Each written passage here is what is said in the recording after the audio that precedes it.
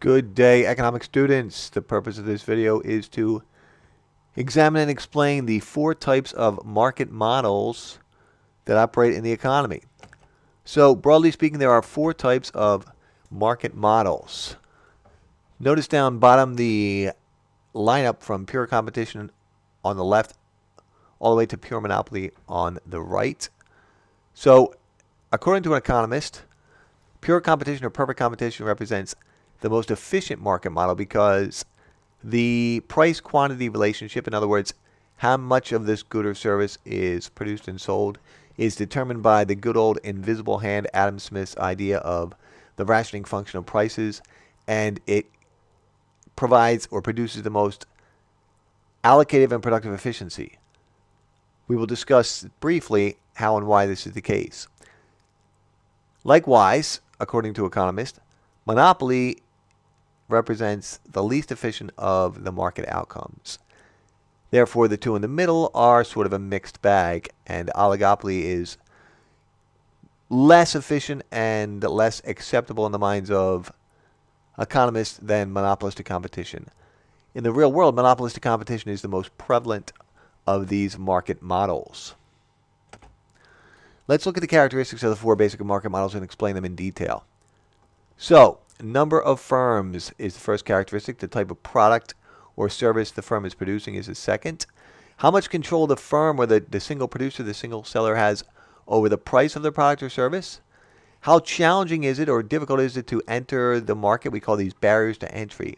So a barrier to entry means it represents a challenge for a new startup to get into that industry and start competing with the existing firms.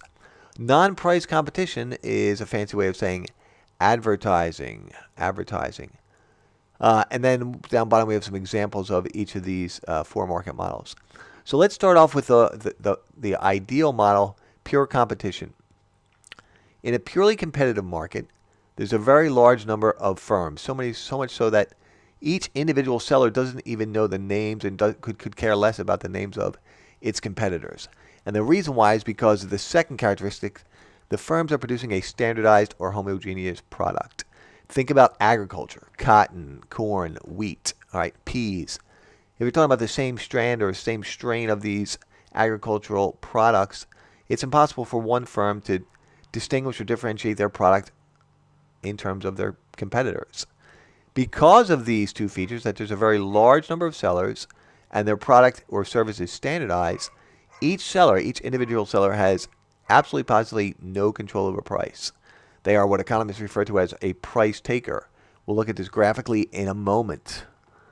So, entry or exit into the market, it's simple, easy peasy, lemon squeezy for a new firm to get into this industry. In other words, all they have to do is sign up for the license or buy the appropriate land or capital, and they can compete with the existing firms.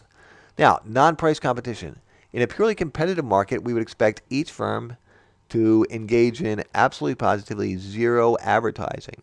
Now, why would they never advertise a product? Well, if you're a corn farmer, what is the purpose of taking your revenue and spending it on an expense such as advertising when there's no way to distinguish or differentiate the corn that you plant, grow, and harvest compared to the other 999 competitors, 9,999 competitors? So because the product is standardized, there's absolutely no reason to advertise. Let's look at this idea of control over price more closely. So now let's explain how the single seller or the one producer in a purely competitive market is a price taker. On the left-hand side here, we have the market for wheat. So you have your downward sloping demand curve, your pinkish fuchsia there, demand curve. So there's literally millions of buyers in the market for wheat. Wheat is used to make bread and make donuts and make all kinds of crackers and such. So obviously millions and millions of buyers in the market.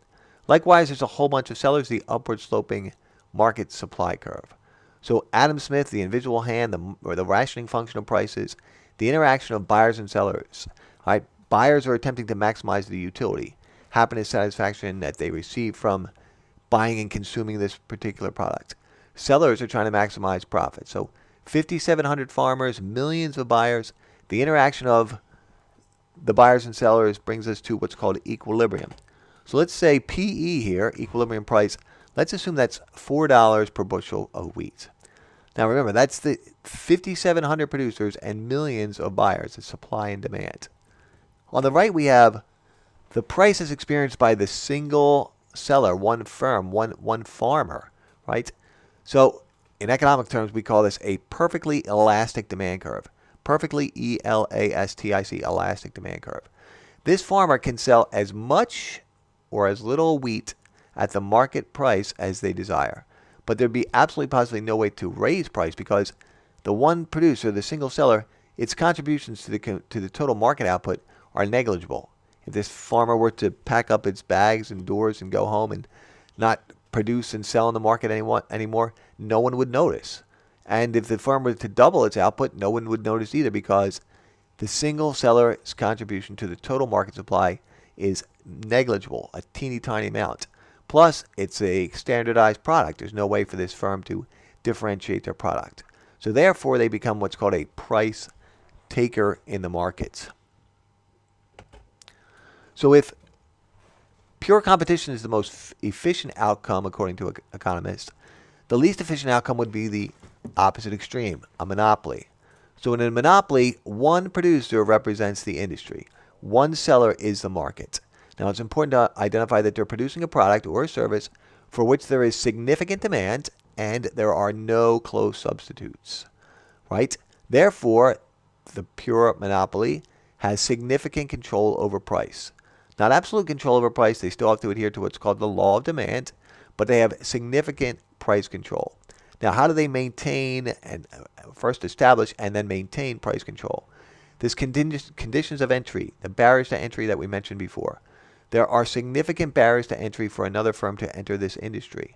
Why? Well, because the monopolist has established control of the market either through the ownership of necessary resources. So if you think about bauxite and Alcoa, right, they owned a significant portion of this resource necessary to produce aluminum. Or De Beers at one point owned something like 87% of the world's diamond resources.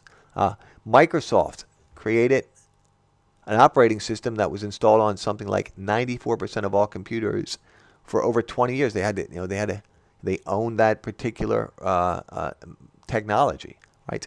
It could also be caused from a patent. If you create a drug and that it's used to treat something like childhood diabetes, right? And you're you filed for a patent with the patent office. You're the exclusive seller of that pharmaceutical for 20 years, right? So the pure monopolist has established control over the market. The other idea that might apply here is what's called economies of scale. So if you think of the AT&T of the yesteryear, the phone company, right? AT&T strew lines across the entire country. They were the only seller of long-distance phone services. If you wanted to make a phone call, you had one choice when it came to wanting to reach out and touch someone. That used to be their tagline, right? Pick up your phone and call your grandmom and say hello. You could only use AT&T. The difference about AT&T and the other aforementioned monopolist, AT&T was a government-regulated monopoly. The government granted them monopoly power through regulation. Now, would a monopolist ever advertise or decide to take on some non-price competition? Would they ever engage in non-price competition? And the answer is maybe, actually. If advertising would increase the demand for the product or service, they may advertise. The other reason why the monopolist may advertise is because sometimes monopolies are not well received by the public because they're the big bad boy on the block. So they might advertise just for public relations or goodwill, right? Now, the example up here is the idea of a local utility. If you think about the natural gas company in your neighborhood, it makes sense for the government to allow one license for one company to deliver that particular service, right? Okay. The other two market models are the most interesting to examine because, number one, they're more prevalent, and therefore they are much more necessary for us to examine. Let's talk about monopolistic competition. Let's give an example before we get into the specifics of the characteristics. So, retail clothing, like restaurants in a local market like the city. Something like the entertainment industry. If you think, okay, the average family spends $100 a weekend on entertainment. They could go to the circus, they could go ice skating, they could go bowling, right? So many different choices. So the reason why it's referred to as monopolistic and competitive is because the monopolistically competitive industry has characteristics of both pure competition and monopoly. First, the purely competitive resemblance. There are a large number of firms, many firms competing, right? So if you think about how many firms can you buy, a button-down light blue shirt from, right? Literally, you could probably name 20 off the top of your head, right? And all from the least expensive Walmart type, Target type shirt to an extremely expensive shirt at Needless Markup or Neiman Marcus, right? So there's a large number of producers, right? That's why it's similar to your purely competitive market. But the other reason why is because there's relatively easy for firms to enter and exit the industry. There's virtually no barriers to entry. All right, if you don't think so, look at that watch company that just came out. I see these guys on TV always selling these. You don't have to pay a lot of money for a fancy watch. The name of the company escapes me right now, but it's easy for a new firm to get into this industry. So those two characteristics, very large number of firms and easy for firms to enter the industry, make it similar to a purely competitive market. Now, why is it somewhat like monopoly? Within reason, each firm has some control over price. That is to say, they have some pricing power. So if you think, okay, we're a restaurant, we could go upscale and say, like, we're selling, Americana, your seafood, steaks, lamb chops, but we're going to do it upscale and we're going to be the high-priced restaurant on the block. Or you could go the other extreme and say, okay, we're going to be, the buffet style where we're trying to get the low spending consumer to come into our restaurant. They have some control over price within limits, right? Now, if you are competing in a monopolistically competitive environment, there's going to be considerable amount of advertising, non-price competition, because you have to convince potential customers that your product or service is somehow better than your competitors. So there's a significant amount of advertising in this market model. Think about the number of ads you see for fast food. Now remember, fast food, your Burger King's not just competing against McDonald's and Wendy's and Arby's and Chick-fil-A. They're competing against all the local sandwich shops in your area, trying to win your business. That's why there's so much advertising, right? So that's your monopolistically competitive market, and most markets are close to this. The last market model is the one that's probably most interesting for economists to examine, called the oligopoly. So think of a market dominated by less than 10 firms, sometimes less than 6 firms, right? Now, the two good examples to start with are something like a local cement or concrete industry, so just within the geographic range of, say, Westchester, because, concrete hardens after about 26 minutes. So, if it's in the back of that delivery truck and it's spinning, you got a limited amount of lifetime. So you can't be, providing concrete to California, if you exist in Coatesville, right? So that would be an example of an oligopoly where there's only a few producers producing a standardized product, or it could be a differentiated product such as the appliance industry, where you have LG, you have Frigidaire, you have Maytag, and you have Whirlpool, and those 4 companies dominate the market. So there's only a few producers, right? Now, because there's only a few producers, it gives rise to this extremely interesting idea called mutual interdependence. When you talk about pricing and control over price as a characteristic of this market, each firm must consider not only how its potential customers would react to its pricing decisions, whether it's raising or lowering price, but also have to consider how its competitors would react as well. So if you're Whirlpool and you're selling refrigerators and you raise your price and the other 3 or 4 firms in the appliance industry stay put, you could lose customers, right?